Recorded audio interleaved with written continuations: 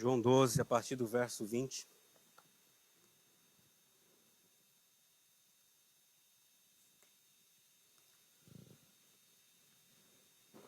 Vamos colocar de pé para a leitura, reverência à palavra.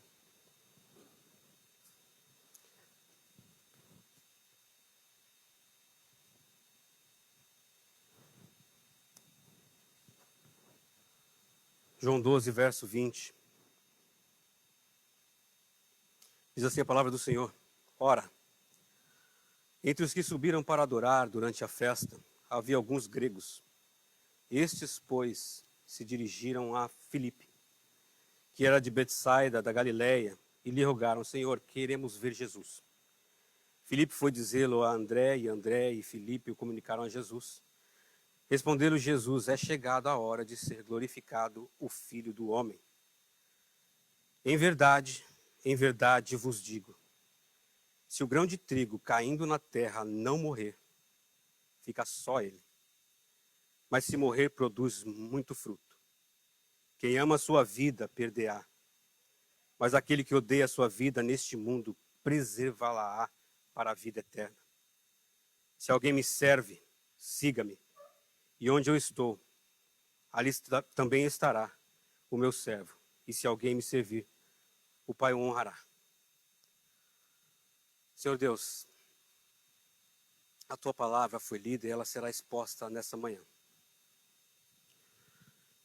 E se ela for exposta com verdade, se ela for exposta aqui da maneira que ela aparece na tua palavra, que ela nos é revelada, a única coisa que nós podemos fazer é nos moldar a ela. Ainda que seja duras palavras. Nosso pedido é que nosso coração seja um terreno fértil. Que nós possamos ouvir a tua palavra, que ela venha germinar no nosso coração, nos confrontar e trazer mudança. Em nome de Jesus nós oramos. Amém. Você não pode se assentar.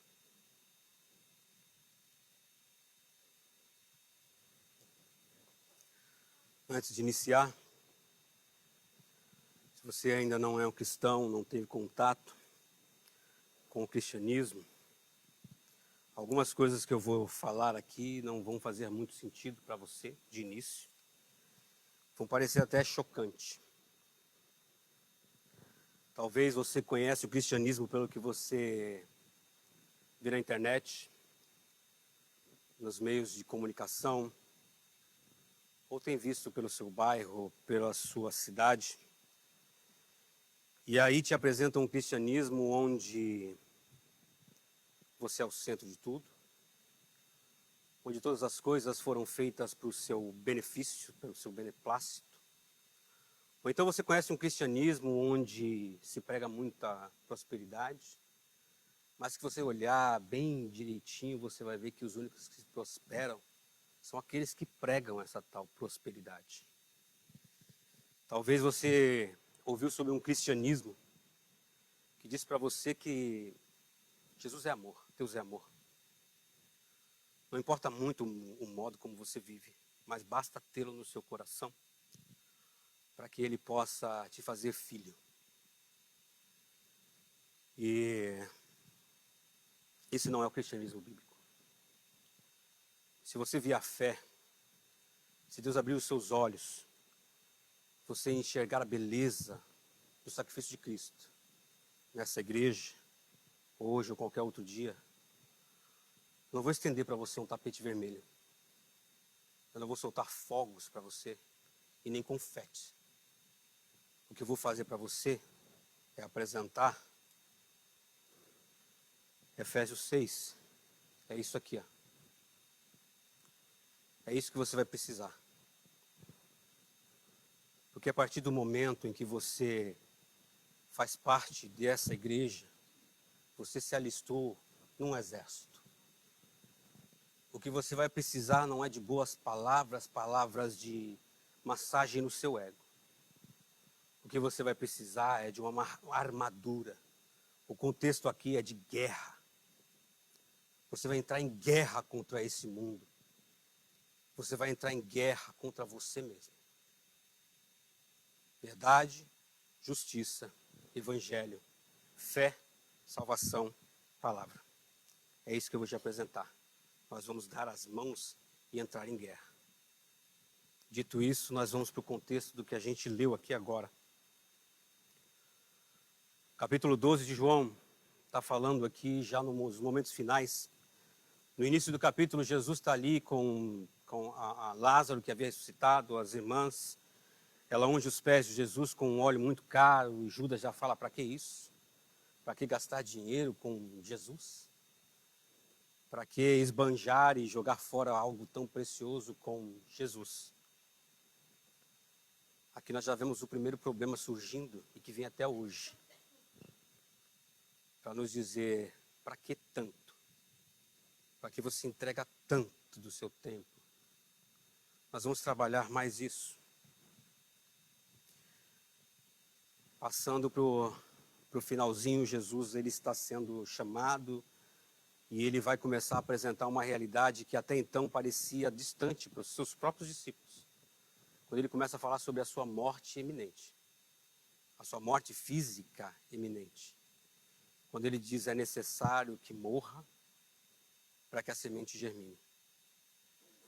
Hoje nós estamos aqui, vamos participar de um almoço beneficente ou missionário, como queira chamar.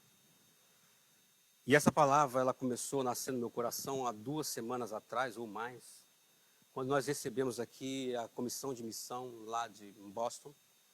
E eles apresentaram os projetos missionários em que estão envolvidos e que, se Deus quiser, nós também estaremos. E um dos projetos missionários é no Nepal, um país com milhares de deuses e de religiões diferentes. E esse projeto ele trabalha cuidando e resgatando meninas e meninos vendidos. Crianças vendidas ao tráfico, para a exploração, para países vizinhos. E o que mais me chocou é que ali não existe a possibilidade de denúncia. Você não pode denunciar, porque é a religião deles. Você pode fazer as atrocidades maiores que você quiser e alegar que é para um desses tantos deuses. E é assim que existe, é assim que funciona. E é assim que eles fazem. E quando eles estavam apresentando esse projeto e mostrando e falando sobre isso, eu vi ali, eu já conhecia meio que superficialmente. Mas eu vi ali crianças da idade da minha filha. Idade da minha filha. Sendo vendidas para exploração, e não vou entrar em detalhes porque são muito chocantes. Isso quebrantou meu coração. Isso me incomodou. Isso começou a mexer demais comigo e quando eu olho para isso começou a trabalhar e o que é que pode ser feito? Como que eu daqui posso ajudar aquelas crianças lá? Isso me lembrou de uma canção de um pastor que a gente teve lá na Flórida.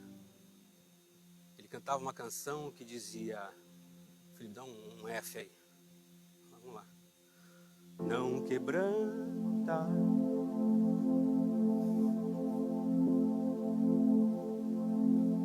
o teu coração, ver essas almas que chorando estendem a mão. Vai buscar as almas que com sangue eu comprei. Vai, te mostrarei que sou contigo ali também. Vai e leva o pão, aquele que faminto está. Leva a semente e traz cheia a mão.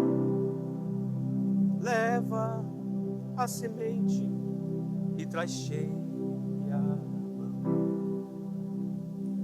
Quantos de nós que participamos daquela reunião aqui, que olhamos para todos aqueles mais de 25 projetos, saímos daqui com o coração quebrado e rasgado, com o desejo de fazer alguma coisa de agir para que algum bem seja feito nessa situação. Passaram-se algumas semanas e a gente foi para o retiro lá em Massachusetts. E essa palavra se fortaleceu ainda mais. Porque lá naquele retiro, o nosso pastor, no último dia, entregou uma palavra para nós homens. E ele apontou para nós de Maryland, para nós de Fall River, e disse: se vocês não começarem a agir como homens de Deus, essa igreja está fadada ao fracasso. Se nós não começarmos a agir como homens de Deus, tudo isso aqui fracassará.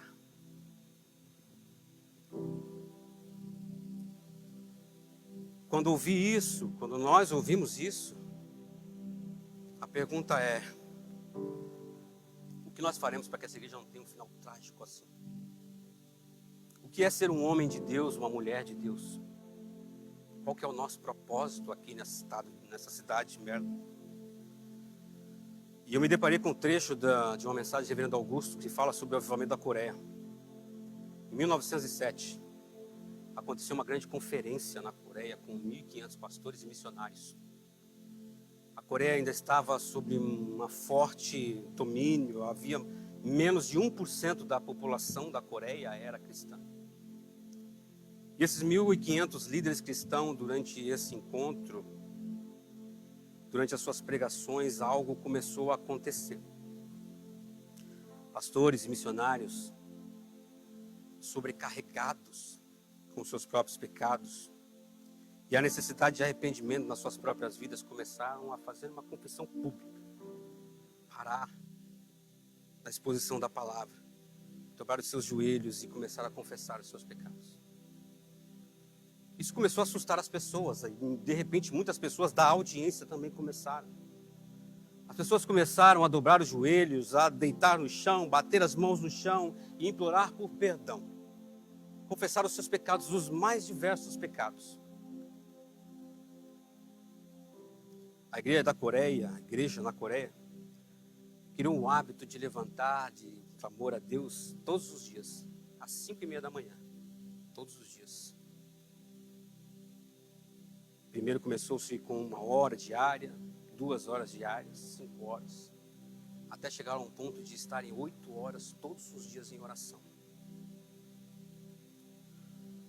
A Coreia do Sul, hoje, ela conta com 14 milhões de cristãos, dos quais 9 milhões são presbiterianos. A missão presbiteriana e metodista que chegou lá. Nós olhamos para uma história dessa em que houve uma conversão de 12 mil almas mês na Coreia. E nós pensamos, como algo como isso pode acontecer no nosso meio?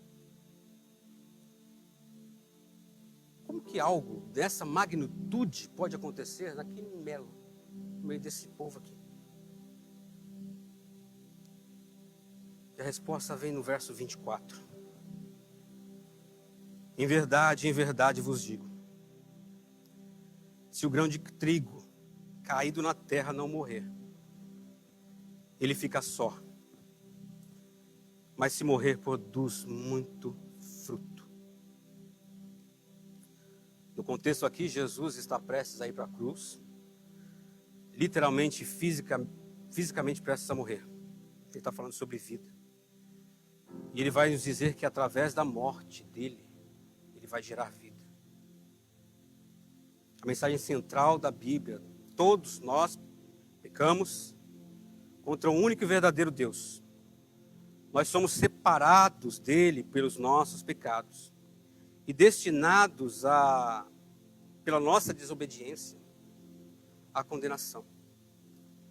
Mas esse santo Deus verdadeiro que nos ama, ele nos providenciou a propiciação pelos nossos pecados, quando ele escolheu morrer em nosso lugar. Ele viveu a vida que nenhum de nós seríamos capazes de viver. E ele morreu a morte todos nós merecíamos. Morrer para gerar vida. Ele vence o pecado, ele vence a morte, ele se tornou vida. Ele se tornou vida eterna. E ele faz isso na cruz. Quando nós chegamos no verso 25, ele vai dizer: quem ama a sua vida, perderá. Mas aquele que odeia a sua vida neste mundo, preservá-la-á para a vida eterna. Jesus está aqui claramente falando não apenas da sua morte, mas ele está falando também sobre as nossas vidas. Jesus está nos dizendo nessa passagem que se você quer viver, você tem que morrer. É isso que Jesus está dizendo. Se você quer viver, você precisa morrer. E ele vai dizer o seguinte: quem ama a sua vida, perderá, mas aquele que odeia a sua vida. E aí você me pergunta, como assim odiar a minha vida?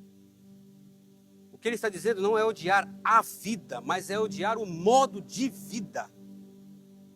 Aquele que não odeia um modo de vida mergulhado no pecado.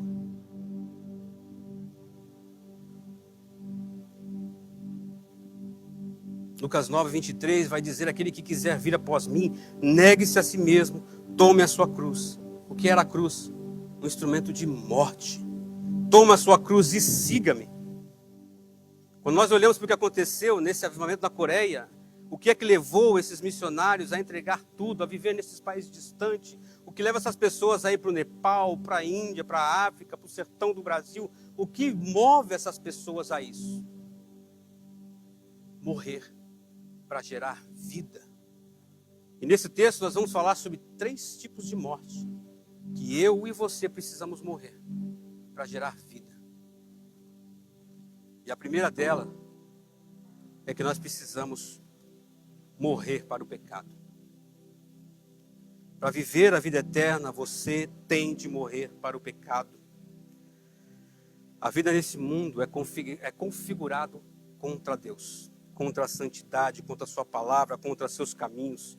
Nós somos propensos a pecar, mesmo quando nós não queremos e mesmo quando nós confessamos diante de Deus os nossos arrependimentos.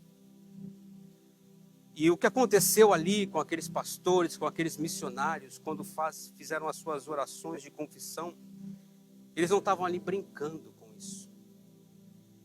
Isso é um sentimento de quem olhou para o pecado. E nós falamos isso na oração de sexta-feira. O diácono Samuel trouxe uma palavra em Mateus 5, verso 4. Bem-aventurado aqueles que choram. Choram pelo quê? Por isso aqui. Bem-aventurado aqueles que morreram para o pecado. Bem-aventurado aqueles que olham para o pecado que ainda o cerca, que olha para esse mundo, que caminhado e mergulhado no pecado e chora. Bem-aventurados aqueles que odeiam esse modo de vida. Qual foi a última vez em um momento de oração de confissão dessa que nós fizemos aqui, nós realmente confessamos? Porque a palavra diz que nós devemos confessar e deixar. Enquanto nós não morrermos para o pecado, isso nunca acontecerá dentro dessa igreja. Enquanto nós não morrermos para aquilo que satisfaz a nossa alma, nós nunca vamos gerar vida. Se nós olharmos a história de todos os avivamentos que aconteceram na história, todos eles partiram do arrependimento. Todos eles partiram de pessoas que olharam para si, olharam para Mateus 5 e choraram pela situação que o pecado deixou este mundo e a nossa natureza. E choraram e não se conformaram com isso. São pessoas que vão estar no momento de confissão de pecado dizendo: Deus, me perdoa, mas tira de mim, afasta de mim esse pecado, porque ele foi cravado contigo naquela cruz. Não se conforme com esse mundo, não se conforme em viver no pecado, morra para o pecado, para gerar vida.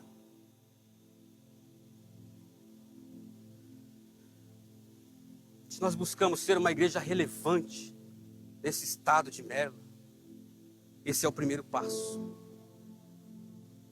Nós não podemos admitir pessoas que ainda amam, vivem o pecado,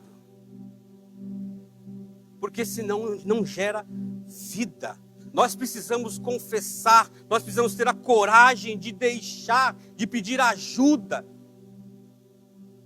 A palavra diz que todos serão perdoados, mas todos aqueles quem? Todo aquele que confessar e deixar. Por que ainda existem pessoas que estão brincando com o pecado, que cravou Cristo naquela cruz? O que aquela cruz significa para você?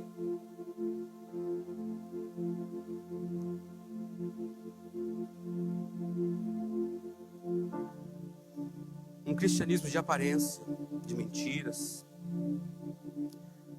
Quando nós brincamos com o pecado, nós estamos, é como se nós estivéssemos com um câncer.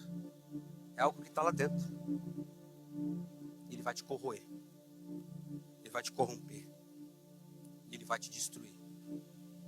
E ele não só te levar à morte, mas ele vai te levar à morte eterna. Isso não te preocupa? Isso não te traz nenhum anseio? Isso não te traz nenhum desejo de pedir, de se dobrar a Cristo e falar, me ajude?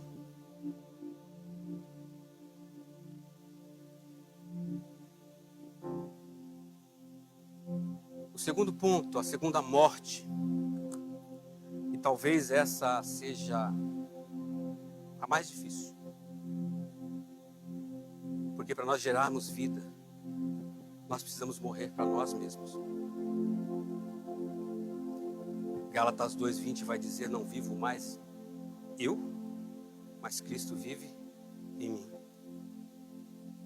E aqui nós entramos nessa morte mais difícil. Os irmãos conseguem imaginar essa igreja se reunindo todo dia às 5:30 da manhã antes do trabalho para orar? Você consegue se imaginar fazendo isso?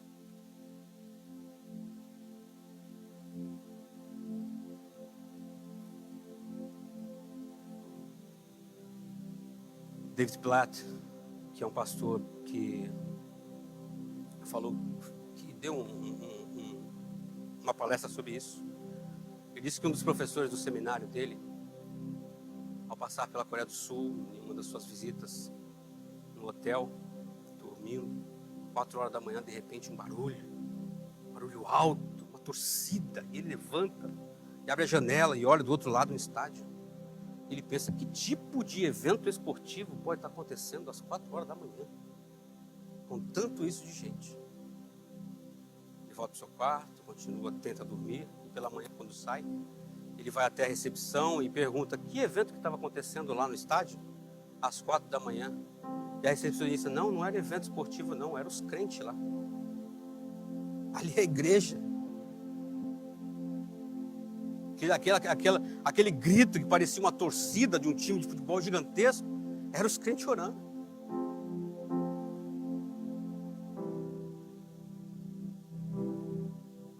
Cristãos em um estádio clamando a Deus às 4 da manhã. Uma população cristã que cresceu de 1% para hoje 12 mil conversões mensais. E eu pergunto para você, como é que estão as nossas reuniões de oração? Como que eu e você enxergamos as nossas reuniões de oração? Elas não são às 4 da manhã. Elas são às sexta-feira, às 8 da noite. Como que elas estão? Sabe por que é tão difícil? Nós reunimos aqui nessa igreja um grupo para sair evangelizar no sábado pela manhã, como a gente tentou muitas vezes. Porque a gente se recusa a morrer para nós mesmos. A gente se recusa a morrer para aquilo que não nos traz benefícios imediatos. A gente se recusa a morrer para aquilo que não vai alimentar ao nosso ego. Nós não abrimos mãos dos nossos prazeres. Você não abre mão daquilo que você tem, do seu tempo, Você não abre mão para ajudar um desconhecido. Você não abre mão para deixar o seu tempo, para doar o seu tempo para alguém. Você não abre mão do seu dia de descanso, que a gente chama de dia de descanso, né? Domingo é o meu descanso. Quem te falou isso? Domingo é o dia de quê? Domingo é o dia do Senhor. Você está fazendo o seu dia. E no seu dia você não abre mão para nada. A gente não abre mão dos nossos recursos. A gente não abre mão do nosso precioso tempo para servir. Nós não queremos morrer para isso. Sabe por que é tão difícil um almoço como esse? Porque isso nos toma tempo, isso nos toma dinheiro, recurso. É por isso que as missões hoje sofrem tanto. Porque nós estamos preocupados com nós mesmos, comigo mesmo, com as minhas finanças, com aquilo que eu ganhei para mim. Eu não quero morrer para mim. Eu quero usufruir tudo aquilo que eu conquistei para mim, para minha família.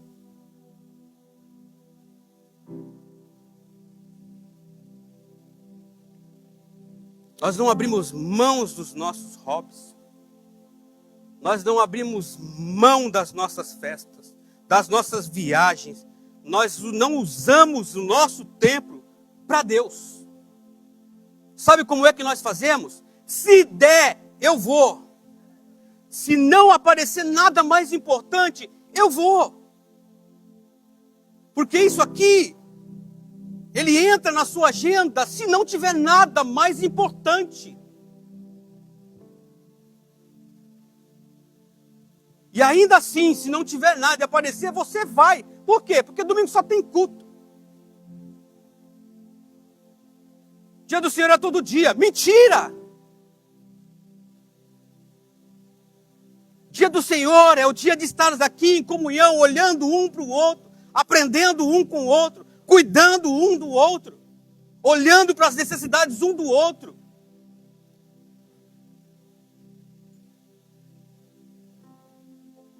O dia é seu, o dinheiro é seu, a família é sua, os recursos são seus, você não morre, você não abre mão. E se isso não acontecer, nunca vai gerar vida. Essa igreja nunca vai sair do marasmo espiritual se nós não morrermos para nós mesmos. Se nós não olharmos para a seriedade dessa palavra de Jesus. Do que é que você está disposto a abrir mão? Quanto tempo da sua semana você está disposto a abrir mão para ajudar alguém, para visitar alguém, para aconselhar alguém, para passar um tempo com os seus irmãos? Porque você não morre para você mesmo.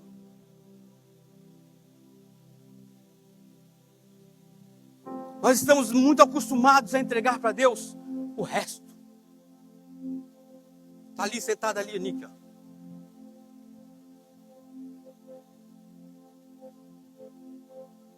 Conversamos a semana toda sobre isso. Mas a semana não conseguiu ensaiar, preocupado com o time, entrou no time de futebol. Bom. Essas coisas ficaram. Domingo, você não toca. A gente acabou de ler aqui que esse Deus tem anjos 24 horas ao redor dele, cantando santo, santo, santo. Ele tem planetas, ele tem animais, feras do campo, cantando, louvando a ele. Você acha que ele está querendo o seu resto? Você acha que ele está querendo você aqui em cima entregando o que sobrou para ele? Estar aqui em cima, cantando, pregando, ensinando, é um privilégio. O dono do universo, aquele que tem todo esse panteão de anjos o louvando, te deu o privilégio de louvá-lo. Ou faz isso, ou morre para você mesmo. Ou faz isso da maneira que vai ser feita, ou não faz. Ele não quer o nosso resto. Ele não quer o resto do seu tempo. Ele não quer o resto do seu dinheiro. Ele não precisa do nosso resto. Ou nós vivemos um cristianismo verdadeiro, ou nós pereceremos. A morte precede a vida. Nós precisamos entender e morrer essa morte. Porque quando nós morrermos a nossa morte mesmo, nós poderemos estar caminhando para uma morte eterna. E todo aquele que não morrer, morrerá eternamente. Esse é o Evangelho. Se você não está acostumado a ouvir isso, esse é o Evangelho. Esse é a Bíblia, essa é a palavra de Deus revelada para nós. Se nós não morrermos, não geraremos vida. Seremos como uma semente seca.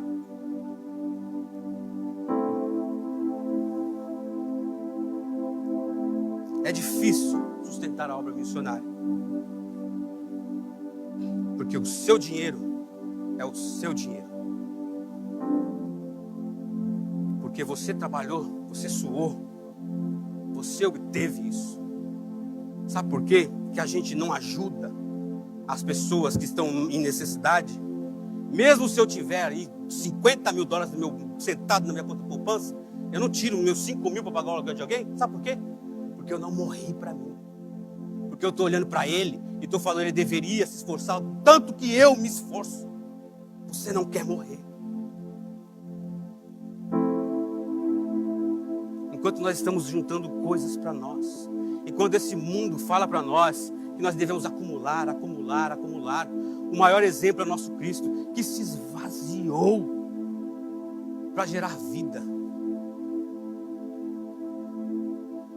Lucas 12:20, louco, essa noite pediram a sua alma. O que você tem para apresentar? Gerar vida. A sua recompensa será nessa terra. Se você vive dessa maneira, você terá todas as recompensas que essa terra pode te dar. Mas você será como aquele rico que estava perante Lázaro. Você olhará e verá que tudo isso foi em vão. Porque você viveu para si mesmo. Porque você nunca morreu para você, para os seus desejos, para a sua vontade.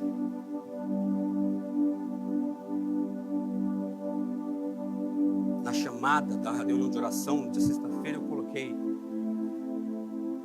um texto falando que se você não ora, é a mesma coisa que você está dizendo para Deus: Deus, eu não preciso de você, eu preciso do Senhor. A gente não ora mais pelo pecado, a gente não ora mais pelos nossos filhos, a gente não ora mais pelas nossas famílias, a gente não ora mais pela nossa igreja, a gente não tem tempo. Nós temos coisas mais importantes para se preocupar. Nós estamos se preocupando com o trabalho, nós estamos se preocupando com a nossa casa, com o aluguel que tem que pagar, com o carro que tem que pagar, com a minha companhia que está dando problema, com isso, com aquilo outro. Se sobrar tempo, eu dou no meu joelho e oro lá. O verso 5 vai dizer: quem ama a sua vida, perdê-la-á. Mas aquele que odeia a sua vida neste mundo, preservará a sua vida eternamente. Há muitos anos atrás eu escutei o pastor John Piper falando sobre uma entrevista numa revista bem conhecida americana, e um casal que já estava se aposentou na faixa dos seus 50 anos, muito bem aposentados, o marido e a esposa, filhos criados, foram para a Flórida, compraram uma casinha lá. E na revista eles estavam falando como eles estavam bem, a aposentadoria estava muito boa. E eles mostraram ao entrevistador: olha a nossa coleção de conchas, né? Aquela que ele pega na beira da praia. Nós viramos colecionadores de conchas. Dá uma olhada na nossa coleção, que linda. E aí Piper vai citar 2 médicas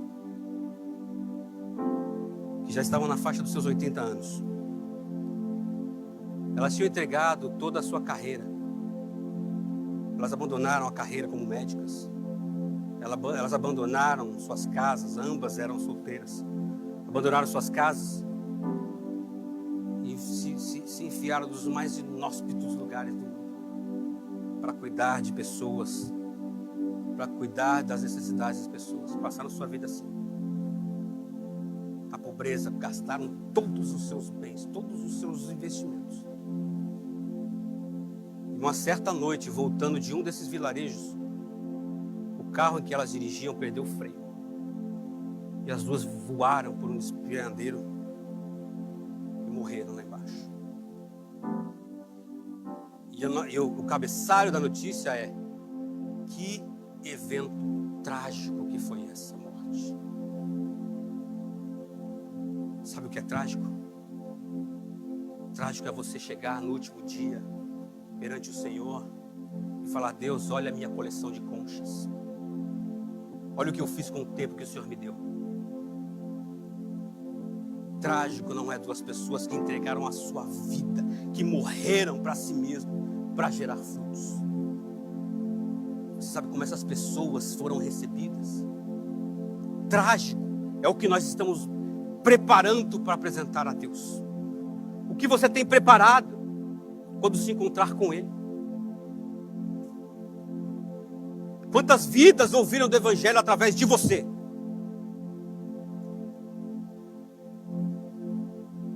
Qual é a coleção que você tem para apresentar a Deus? Que valor tem tudo que você está angariando aqui quando estivermos perante a Deus? Isso vai ser trágico. Isso é trágico.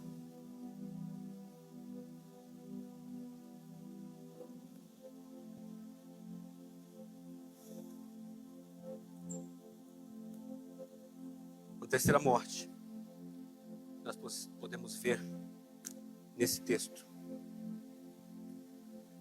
Nós precisamos morrer para esse mundo. Nós precisamos morrer para as nossas vaidades. Nós precisamos fazer para tudo aquilo que tem aí ao nosso redor, que encanta os nossos olhos, que encanta o nosso querer, o nosso entendimento, e morrer para isso.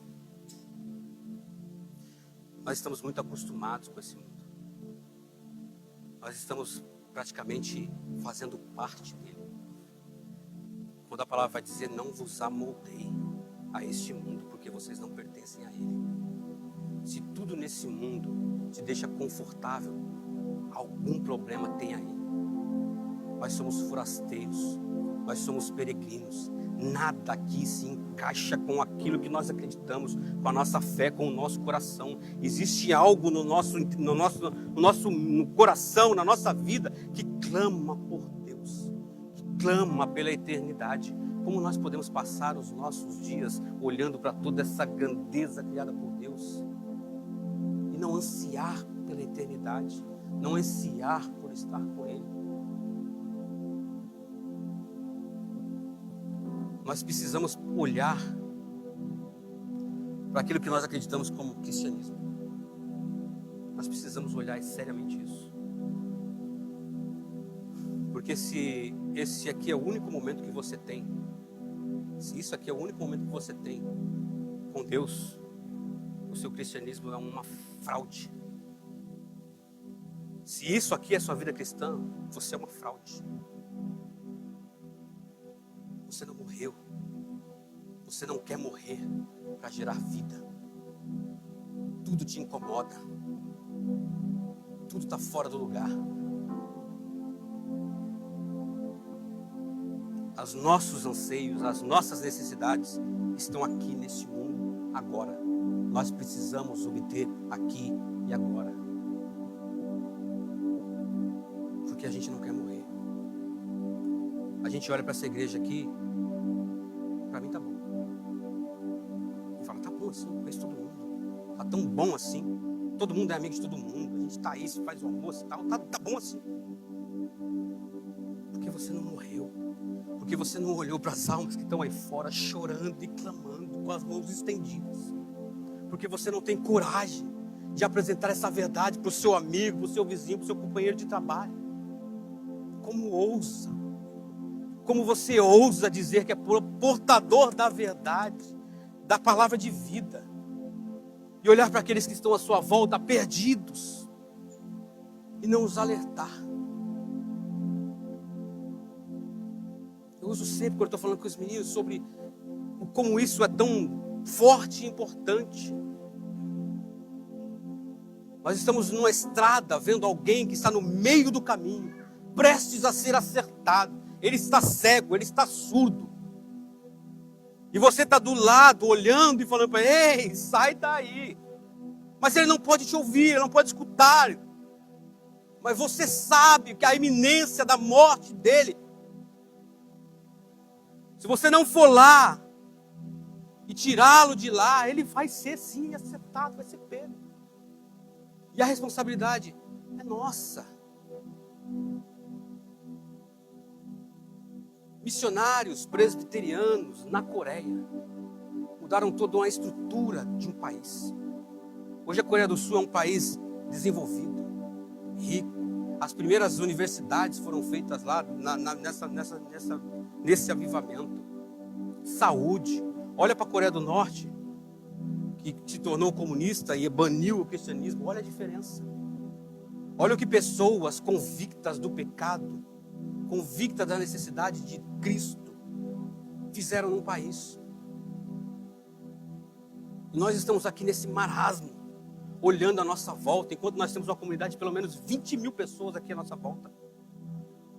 E nós temos 50 aqui.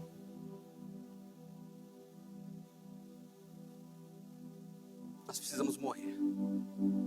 Nós precisamos entender o que significa morrer para gerar vida. Uma igreja em que nós, principalmente nós como liderança, não entendemos o que isso significa. Ela nunca vai sair desse patamar.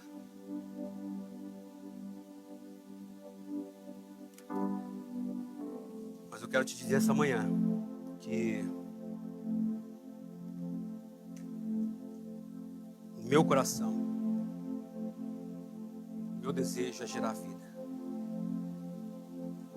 Porque eu não vejo sentido nenhum de uma vida nesse país, nesse estado, que não gere um fruto, que não gere uma vida, que eu não me importe com uma pessoa. As coisas para Deus não serão feitas pela metade. Deus não aceita, Ele não quer nosso resto. Nós vamos ter que tomar a atitude de trabalhar e agir e viver para isso. E dizer aqui nessa igreja, não se vai entregar o resto para Deus. Não vai ser o resto do meu tempo, não vai ser o resto do meu esforço, não vai ser o resto do meu estudo. Ou a gente entrega tudo para Deus, ou você não entrega nada. Vá viver sua vida, aproveite todos os prazeres que esse mundo tem para você. Mas se você quer viver isso, é aquela armadura que você vai precisar. Porque você vai ter que morrer. Parece contraditório, né? Primeiro passo ao entrar numa guerra é morrer? É morrer. Morrer para poder viver. Morrer para gerar vida. Nós não precisamos aqui nessa igreja de pessoas cheias de si, cheias de orgulho. Nós precisamos de pessoas dispostas a morrer, a se entregar, a entregar seu tempo, seus recursos, seu conhecimento para gerar vida.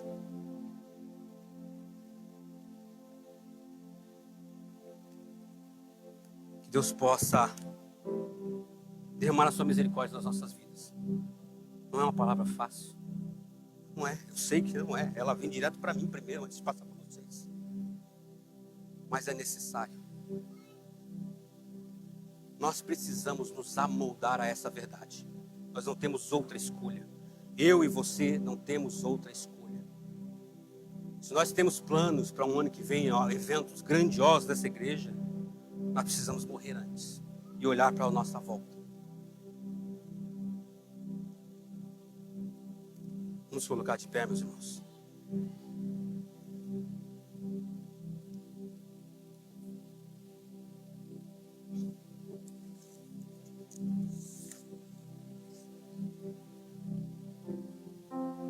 Antes de terminar, vou cantar essa canção para os irmãos. Faça dela uma oração. Ela não é conhecida, mas faça dela uma oração.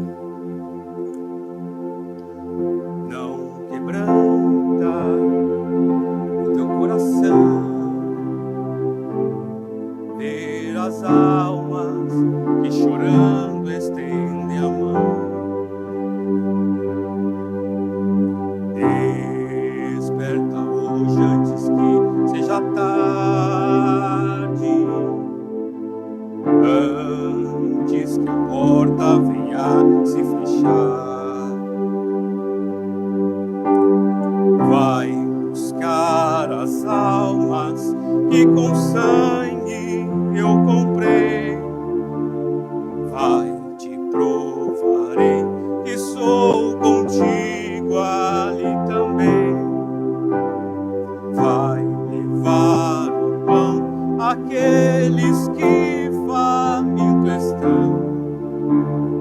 Leva a semente e traz cheia a mão. Leva a semente e traz cheia a mão. Muitos estão aguardando a semente.